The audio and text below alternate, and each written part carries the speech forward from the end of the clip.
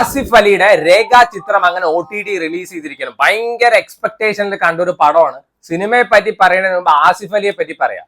ഇപ്പൊ നമ്മുടെ ലൈഫിലൊക്കെ ഭയങ്കര ഫെയിലിയേഴ്സ് നടക്കുകയാണ്. എന്നെ ഒന്നിനും കൊള്ളില്ല, I call myself A loser, അങ്ങനത്തെ സിറ്റുവേഷൻ ഒക്കെ ആണെങ്കിൽ ആസിഫ് അലിയെ കണ്ട് പഠിക്കാന്നേ ഞാൻ പറയുള്ളൂ.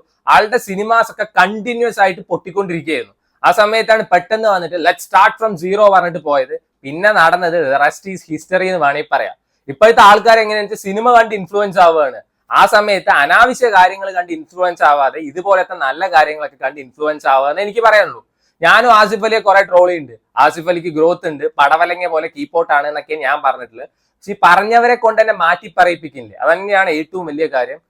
സോ ഹാപ്പി ഫോർ യു ബ്രദറിനെ പറയാനുള്ളൂ.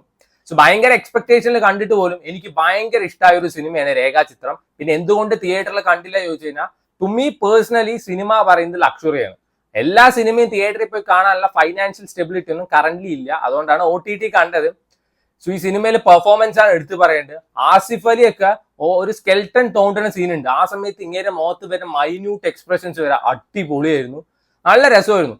ആസിഫ് അലിയുടെ റീസെന്റ് സിനിമാസ് എടുത്ത് നോക്കി കഴിഞ്ഞു വെച്ചാൽ അതിന്റെ ക്യാരക്ടേഴ്സ് ഒക്കെ നമുക്ക് എവിടെയെങ്കിലൊക്കെ റിലേറ്റ് ചെയ്യാൻ പറ്റും. ഒരു ഹീറോയിസം കാണിക്കുന്ന ഒരു നായകനല്ലാതെ ഭയങ്കര പാവപ്പെട്ട ഒരു പോലീസുകാരൻ, അതേപോലെ തന്നെ പാവപ്പെട്ട ഒരു പയ്യൻ, അതൊക്കെ ആ ഒരു കണക്ഷൻ കിട്ടുന്നതുകൊണ്ടാണ് നമുക്ക് ആസിഫ് അലിയോട് ഭയങ്കര ഒരു ഇഷ്ടം തോന്നുന്നത്. അതേപോലെ തന്നെ മനോജ് കെ ജയൻ ഈ സിനിമയിൽ അടിപൊളിയായിരുന്നു. യൂഷ്വൽ ലുക്കല്ല, ഒരു കിഡിലൻ ലുക്കാണ്. അതിനൊരു സൂപ്പർ ആയിട്ട് BGM ഒക്കെ ഇട്ട് കൊടുക്കുമ്പോൾ ഇങ്ങനെ നടന്നു വരുമ്പോഴൊക്കെ ഒരു സ്വാഗ് ഒക്കെ ഉണ്ട്, നല്ല രസമായിരുന്നു കാണാൻ. പിന്നെ സിദ്ദിഖ് ചെറിയൊരു റോളേ ഉള്ളൂ. സിദ്ദിഖ് പേഴ്സണൽ ലൈഫിൽ എങ്ങനെയാണ് അതൊന്നും എനിക്കറിയില്ല. But when it comes to cinema and acting, this guy is the best എന്നേ പറയുള്ളൂ. ചെറിയ റോൾ വരെ അടിപൊളിയായിട്ട് ചെയ്തിട്ടുണ്ട്. പിന്നെ സാരിന അങ്ങനെ ഒരു നായികയില്ലേ, നമ്മുടെ ആട്ടം സിനിമയിലെ നായിക, ആ കൊച്ചൂരി ക്യാരക്ടർ ചെയ്തിട്ടുണ്ട്. എന്റെ പൊന്നോ, നമ്മളൊക്കെ ഞെട്ടും. സോ ഞാൻ ഈ സിനിമയെ പറ്റി കൂടുതൽ വലിച്ചു നീട്ടിയിട്ടൊന്നും പറയുന്നില്ല.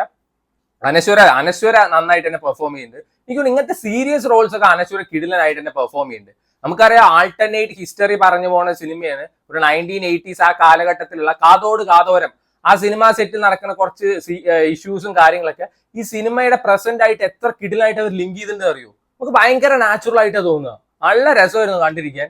അതേപോലെ തന്നെ മമ്മൂട്ടിയുടെ ഒരു പ്രസൻസ്, നമുക്ക് എല്ലാവർക്കും അറിയാം മമ്മൂട്ടിയുടെ ഒരു പ്രസൻസ് ഈ സിനിമയിൽ ഉണ്ടെന്ന്. കൽക്കി സിനിമയിൽ അമിതാഭ് ബച്ചന്റെ DAGing ചെയ്തിട്ടുണ്ട്. അതുപോലെ ഇത്ര ഒറിജിനൽ ആയിട്ട് നമുക്ക് തോന്നിയിട്ടില്ല, അത്രയും കിടിലനായിട്ടാണ് അവർ ചെയ്തു വെച്ചിരിക്കുന്നത്.